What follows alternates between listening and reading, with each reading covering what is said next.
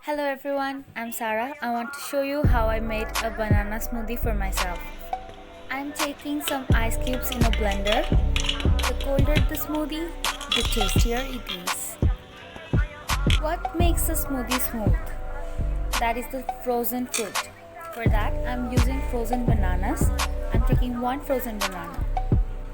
To give it a fresh taste, I'm taking two fresh bananas. Half of an apple to enhance the taste. Well, I took 1 cup of milk and added 1 tablespoon of cocoa powder in it and made a chocolate milk. I'm adding this to the blender and blending it. I added no sugar, no added sweetness, but it's so sweet and so yummy and delicious, and I feel it's healthy. Whenever you're craving a smoothie, just try it in your home and thank me later. Look at the texture.